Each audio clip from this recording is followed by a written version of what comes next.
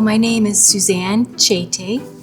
Today I will be reading Apolline and Her Bear by Nadine Walter, illustrated by Roger Scobart.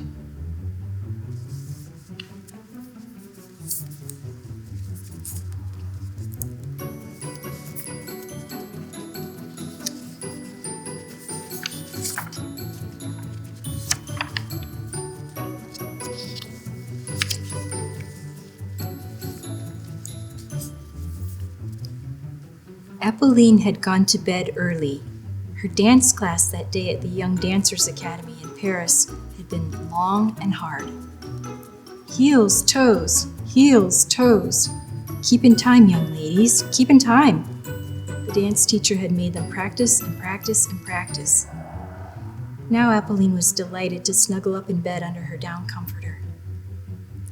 The headlights of cars passing by on the street cast strange shadows on her bedroom walls.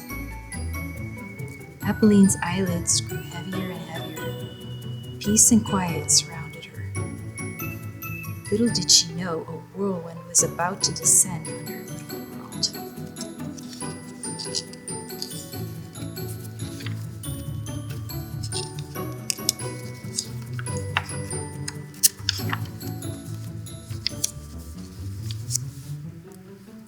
Later that night, much later, there came a loud knock at her door. At first, she thought it was someone trying to come into her dream, a fantastic story filled with puppets, clowns, and blind mice. It wasn't a dream. There really was someone outside the door. Knock, knock, knock. Apolline propped herself up on her elbow and looked anxiously at her closed door. Who had come to see her so late at night? "Come in," she said, heart thumping. The door opened slowly. "Oh my," said Apolline, gaping. There stood a big bear right in her doorway. His eyes were as round as brown marbles, and his snout was twitching as though he had found a jar of honey. Then the bear came into her room, closed the door, and with his front paw, switched on the light.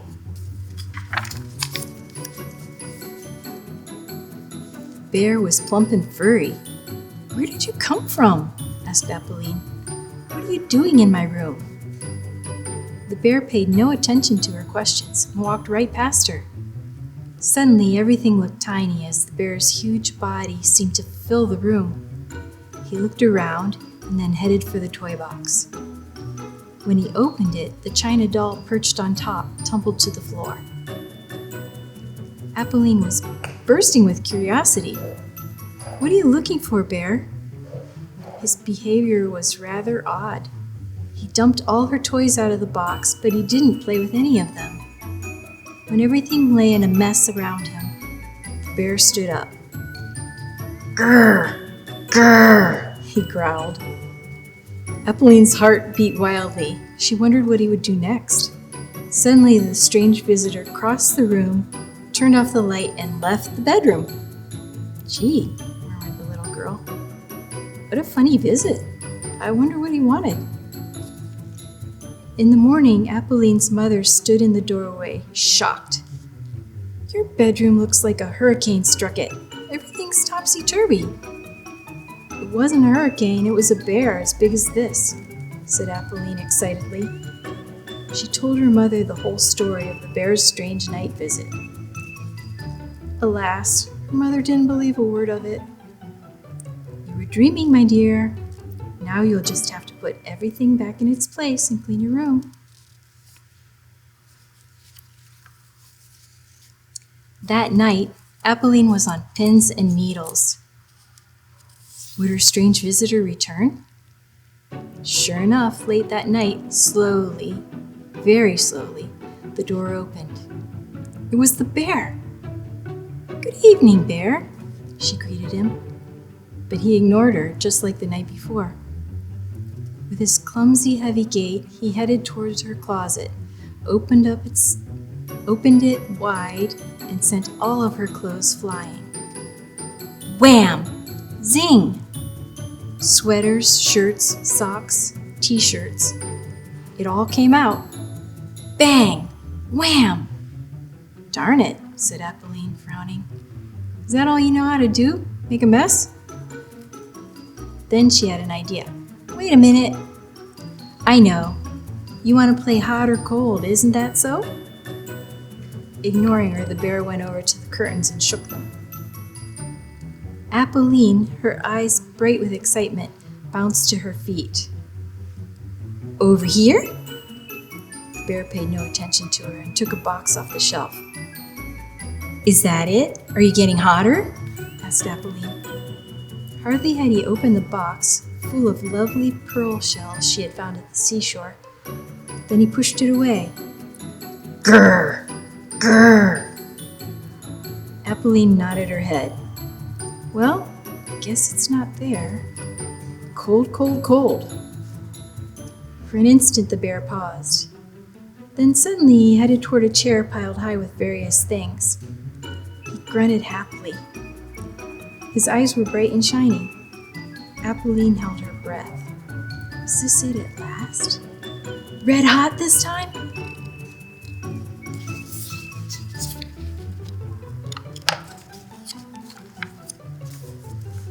Me oh my, on fire! Quick, call the fire department! She laughed and jumped for joy. But shucks, triple shucks.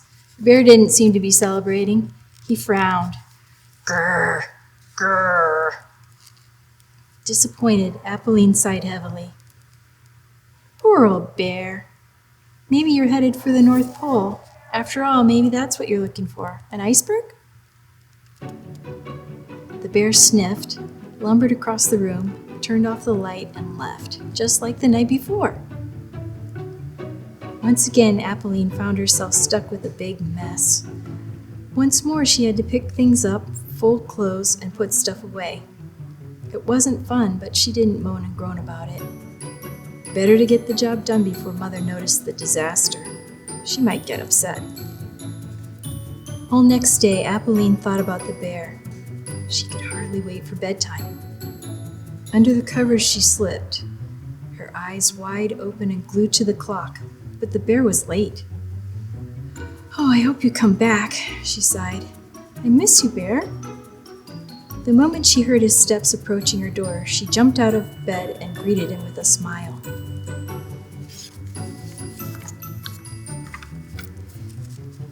Good evening, bear. Listen, I've given it a lot of thought, and I know you're looking for something special. So I'm going to help you. Together we'll find it more easily, don't you think? The bear growled a few times. Definitely still grumpy. This time he went toward the desk. Apolline hoped he would respond, but nothing. It was last night all over again. He threw books, pads of paper, her pencil sharpener, felt-tip markers, notebooks, erasers, and paints over his shoulder. Bam! Smack! Thud! Zing!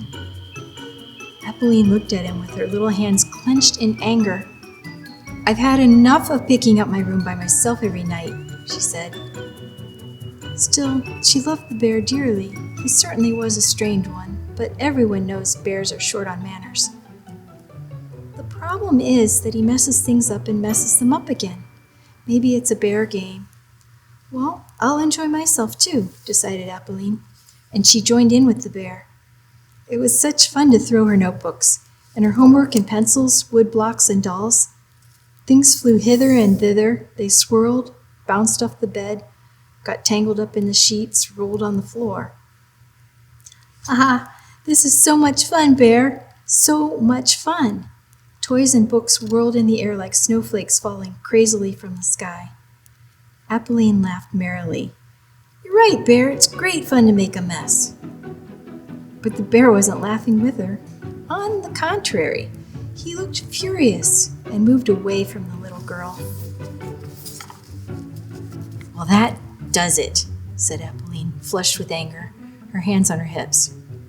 You don't want me to help, and you don't even want me to play with you. So why do you come to my room every night? As usual, the bear ignored her. Like before, he turned off the light and left the bedroom. This doesn't make any sense, said Apolline as she sank down on her bed. This is one mysterious bear. comes and makes a mess, and then, poof, he disappears. And I can't even talk to Mother about it. So on the fourth night, Apolline decided to stay in bed. She'd had enough of those silly bear games. As always, the bear knocked, came in, and switched on the light, but this time, something had changed. He seemed to have a bear smile on his furry face. Before Apolline could say a word, the bear rushed across the room and grabbed a small cloth bag with a pair of pink ballet slippers sticking out. It was her dance bag. The bear took the ballet slippers and held them to his heart, snorting happily. "Aha," said Apolline. "So that's what you were looking for? My ballet slippers?" The bear nodded his head vigorously. An answer at last. "And you chose my bedroom because I'm a dancer." He nodded again as he tried to put on the ballet slippers. Of course, they were much too small, but he pushed his paws into them anyway. The bear had a dream, and that dream was to be a dancer, which might seem strange because everyone knows bears aren't born to dance. Then he leaped up and sprang across the room, attempting a very difficult leap, knocking over the chair and the desk in the process. The poor thing was so clumsy. "My dear bear, you're completely ridiculous," said Apolline kindly. Yes, he was clumsy to be sure, but so very funny as a prima ballerina.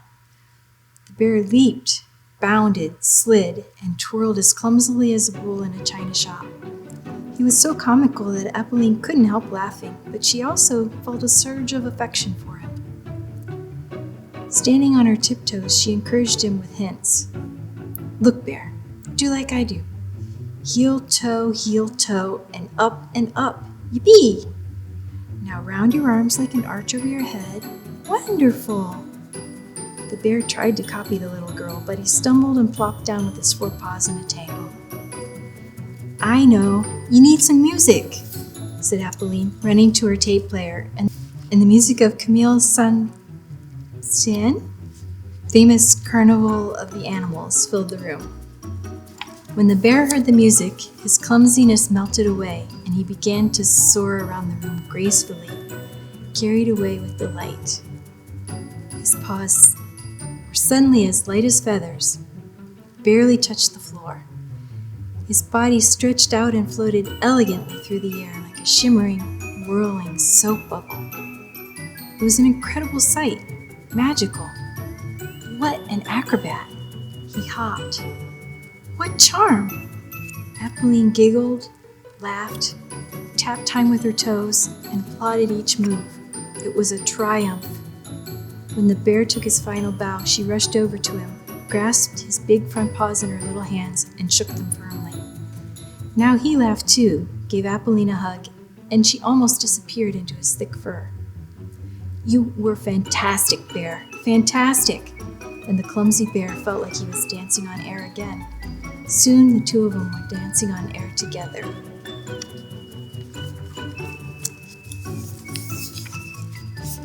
Thank you for enjoying this book with me today, Apolline and Her Bear, by Nadine Walter. Illustrations by Robert Scovart.